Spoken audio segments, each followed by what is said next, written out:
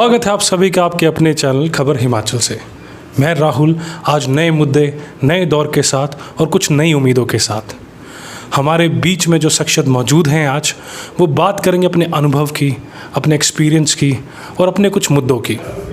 पूरी जवानी इन्होंने चंबा ज़िले की प्रगति के लिए योगदान में अपने लगा दी, समर्पित कर दी, प्रदेश के लिए भी समर्पित कर दी और देश के लिए समर्पित कर दी।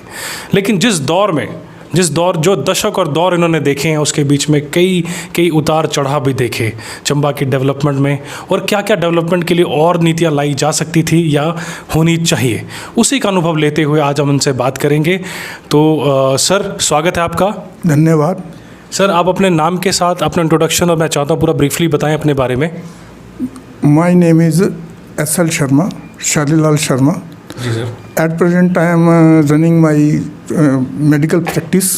जी sir. And I prefer to practice Ayurvedic medicines because Ayurved means जिसमें आयुर की वृद्धि हो वो पैथिक हो।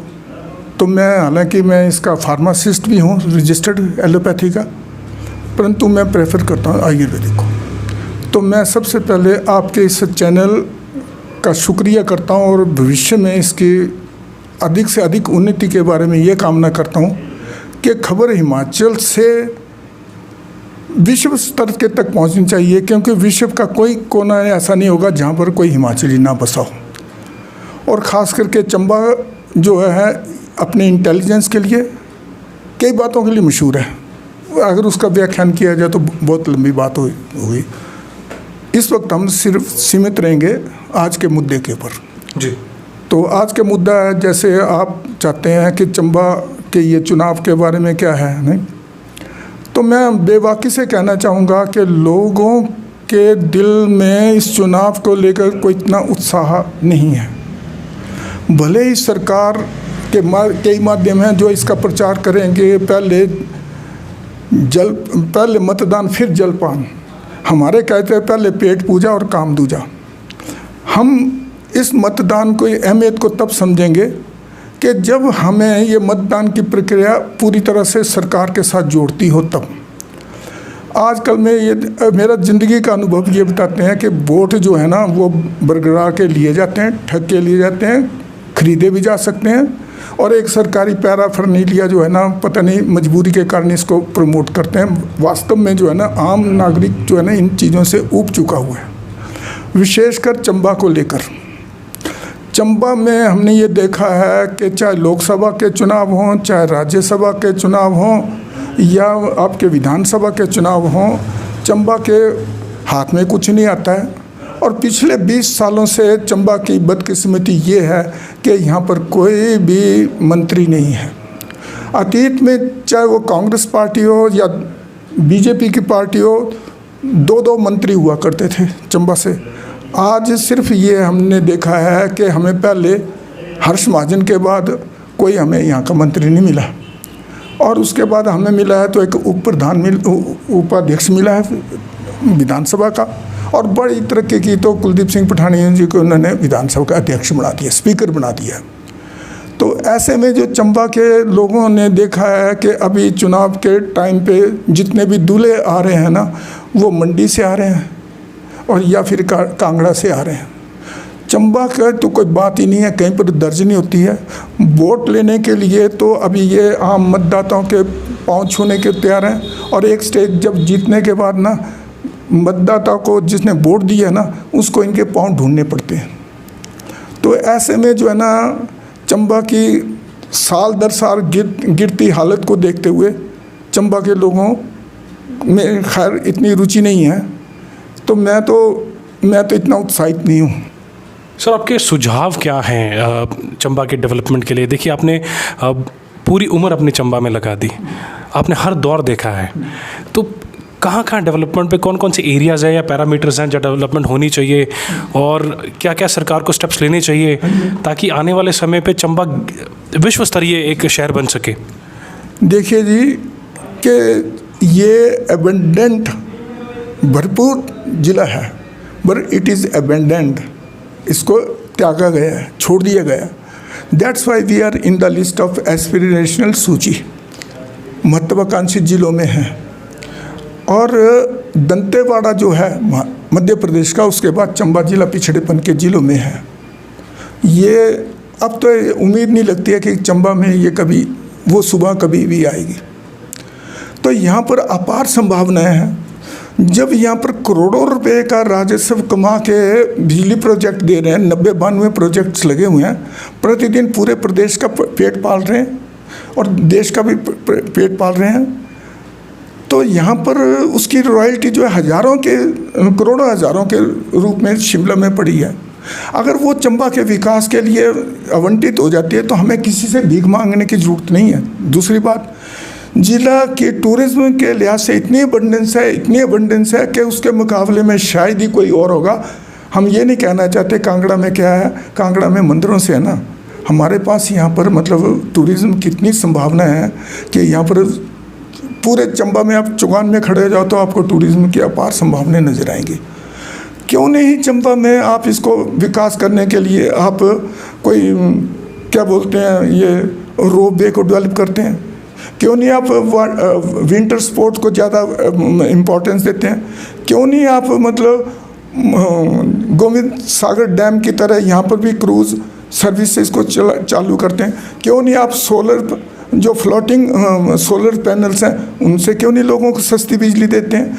क्यों नहीं आप यहाँ के जो खान पान है उसकी आगे बढ़ोतरी करते हैं? चंबा का थाल मशहूर है, चंबा का पहरावा मशहूर है। बड़े खुशी की बात है और गर्व की बात है कि हमारे देश के प्रधानमंत्री चंबा का जो उनाड़ी जो ड्रेस डाल के वो बद्रीनाथ या केदारनाथ में वो अपने वो भाव प्रकट करते हैं। तो क्या चंबा में एक बार मोदी जी नहीं आ सकते?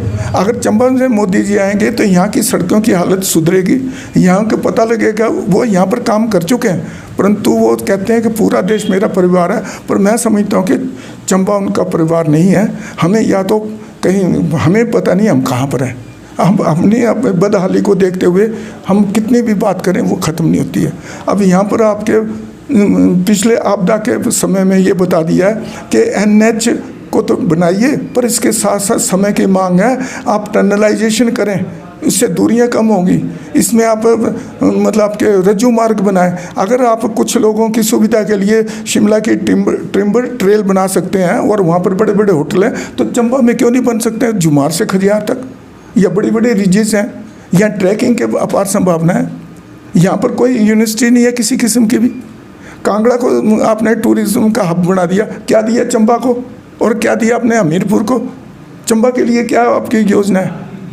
चंबा के लिए तो आप यहाँ पर मैंने कह देते हैं कि यहाँ कोई आना नहीं चाहता है। यहाँ पर आप आज देखो आए दिन जो है ना ये युवा शक्ति जो है वो या तो नशे के उसमें गिरफ्त में है या फिर वो गैर कानूनी काम कर रहे हैं, बेरोज़गारी है। आप अगर यही आप मतलब ये रीजन पे मेक शिफ्ट टेंट्स लगाए रिजेस के ऊपर और सरकार जो नौजवानों को लीज के ऊपर वो पास्चर दे, यहाँ पर गोल्फ कोर्ट्स खुल सकती हैं।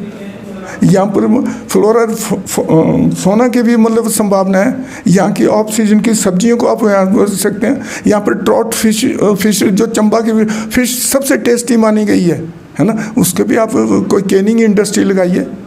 तो ये तो बड़ी संभावना, पर चंबा की तरफ ध्यान तो देना कोई, जिसमें चंबा की सेंस ऑफ बिलोंगिंग हो। वो तो हम बात करें कि सिर्फ वोट दो, है पग बन के आ जाएंगे दूल्हे बनकर, है ना, और दुल्हन को यहाँ से ले जाएंगे। तो हमारा तो इसको लेकर हम ये चुनाव हो कोई हम तो इसमें पूरी निराशा के गर्त में है। धर्मपुर में जो बस स्टैंड क्षतिग्रस्त हो गया था, उसके साथ इसके भी चंबा के भी मतलब वो होनी थी, मतलब क्या बोलते हैं इंक्वायरी होनी थी, वो दब के रह गई। और आज जो है ना वो चंबा का जो वर्तमान नए बस स्टैंड के नाम से है वो खतरों से खाली नहीं है। हर साल रावी दरिया कोई ये छोटी सी खड्ड नहीं है, पूरा बड़ा दरिया है जिसके नाम से पंजाब का नाम पड़ा है। 5 नदियों के नाम से पंजाब का नाम पड़ा है, उसमें से ये रावी नदी भी है। यहाँ इसका पहली स्टेज है स्टार्ट की। तो ऐसे में हर साल वो वहाँ से वो डंगा टूट जाता है। सड़क जो है ना चंबा की लाइफ लाइन को जोड़ने वाली सड़क है वो सिमटती जा रही है। एक तरफ से ऊपर पूरे शहर के सीपेज का मतलब पानी जो है इसको डैमेज कर रहा है, दूसरी तरफ दरिया इसकी मार रहा है, और यहाँ से लेकर धड़ोक से लेकर ये डीसी कोठी और शमशान घाट तक, जिसमें कश्मीरी मल्ला भी है, ये सब खतरे के जोन में है। और इसके प्रति सरकार ने जो है ना एक ढिलमुल का रवैया अपना चुका है। जी, कहा जाता है कि जो चंबा है वो प्रिंसली स्टेट है और डिस्ट्रिक्ट है, आई मीन सबसे पहले इलेक्ट्रिसिटी दार्जिलिंग में आई और दूसरे नंबर पे अगर इलेक्ट्रिसिटी कहीं भारत में आई वो आई चंबा के अंदर। उसके बावजूद भी आज ये बैकवर्ड एरियाज़ में गिरा जाता है। सर, आपने कई दशकों तक इस डिस्ट्रिक्ट को देखा, यहाँ के मूल निवासी हैं। टूरिज़्म पर्सपेक्टिव से जो कहा जाता है कि चंबा अनएक्सप्लोर्ड एक एरिया है, लेकिन कहाँ कमी रही आपको लगता है कि और कहाँ काम किया जा सकता था और इसे डेवलप करने में, ताकि ये उभर के आने वाले समय में या आ सकता है और जीडीपी में अपना कंट्रीब्यूशन दे सकता है हिमाचल में? देखिए जी, चंबा प्रिंसली स्टेट के टाइम पे क्या था और आज चंबा क्या है, बड़ी गौर करने वाली बात है। जब हमारे पड़ोसी कांगड़ा में, पंजाब में, यूपी में, उत्तराखंड में ऐसी कोई संभावना नहीं थी जिसको संजय हुए जिला चंबा था। सर्वप्रथम दार्जिलिंग के बाद चंबा ही एक ऐसा स्टेट था जहाँ पे इसका अपना पावर हाउस था, जिसको हम कहते हैं भूरी सिंह हाइडल प्रोजेक्ट। और उस वक्त के राजाओं के दिल में मतलब अपना शासन करने के अलावा उनकी सोच अलग थी कि उन्होंने इस म्यूज़ियम को भी यहाँ पर बढ़ोतरी दी। और चंबा को बड़ी खासियत की बात है, हिमाचल की राजधानी शिमला में चंबा की काफ़ी से जो आर्टिफिस हैं वो वहाँ से यहाँ से ली गए, बल्कि हिंदुस्तान में और भी बड़े बड़े म्यूज़ियम हैं, वहाँ पर भी चंबा के म्यूज़ियम की कलेक्शन वहाँ पर पड़ी हुई है। और क्या यहाँ से वो चीज़ें समग्र होकर बाहर भी चली गई हैं। चंबा ऐतिहासिक और सांस्कृतिक से बहुत डेवलप था, है ना। और यहीं से एक देखिए हरिराय का मंदिर जो था, समग्रों ने इसको जाके यहाँ से मतलब बाहर एक्सपोर्ट कर दिया था। तो चंबा तो एक नायाब चीज़ थी। इसकी सबसे बड़ी बात यह है कि यहाँ पर महल्ले बसाए गए इस लिहाज से ताकि एक दूसरे का क्लैश ना हो। कश्मीरी महल्ले में कश्मीरी बसाए गए, जुलाकड़ी में जो जुलाई का काम करते थे उनको बसाया गया, साकड़े में कसाईयों को बसाया गया जो इसका काम करते थे। और उनको ऐसे अपने आपस में सकी हारमोनी रहे, उन्होंने इस शहर को बसाया था। इस शहर को तांत्रिक वे से भी ठीक समझ के बसाया गया और इसको साइंटिफिकली और हाइजीनिकल देखते हुए इसको बसाया गया। इसकी जो सैनिटेशन की सिस्टम थी, क्रॉस वेंटिलेशन थी, इसकी ड्रेनेज सिस्टम थी, और जो पानी के पीने के जो थी वो वहाँ से लिफ्ट किया जाता था भूरी सिंह हाइडल प्रोजेक्ट से। अब चंबा में ये पहला इनका जो है ना फायर स्टेशन सबसे पहले यहाँ का था, चर्च यहाँ का था। चामुंडा माता में जो मंदिर का घंटा है ना, वो भी किसी अंग्रेज़ ने यहाँ की इस मंदिर की महत्ता को देखते हुए चढ़ाया था, है ना। और ये एक वो घंटा यहाँ लगा हुआ है, एक ये चर्च में लगा हुआ है, और हिंदुस्तान के और के स्थानों पे ऐसे घंटे लगे हुए हैं। अब उसके बाद जब हमको हम तो छोटे थे अपनी जगह में, हम खुश थे, है ना। राजा ने इसको बहुत साइंटिफिकली और बड़े आराम से जैसे अपने घर को बनाते हैं वैसे बसाया था, किसी किस्म का कोई क्लैश ना हो। और चंबा का जो पुल है पुराना जो उखाड़ दिया गया, वो उसका था विक्टोरिया पुल। उसका रेप्लिका आज इंग्लैंड में अभी भी है ना। और तो इसकी तो ख्याति दूर दूर तक थी, इसकी जो पहचान जो थी वो अंतर्राष्ट्रीय स्तर के ऊपर है। परंतु दुर्भाग्यवश हमारी बदकिस्मती ये हुई, हमें विशाल के साथ जोड़ दिया गया। हम लघु अच्छे थे, आज विशाल में हमारी बात ये हो गया कि अंधेर खाने में किसकी आवाज़ सुनी जाए। अब मुख्यमंत्री होगा तो ऊपर से होगा, मंत्री भी होगा तो ऊपर से होगा। यहाँ का कभी उपप्रधान या प्रधान अध्यक्ष और उपाध्यक्ष दे दिया। अब ऐसे में हम किसके पास अपना रोना रोएं। हम तो ये कहते हैं कि कांगड़ा में हम जाएं तो हमें 5 घंटे लगते हैं, पंजाब में जाएं तो हम 1-1.5 घंटे में पहुंच जाते हैं। हमें कांगड़ा से क्या कंट्रीब्यूशन है?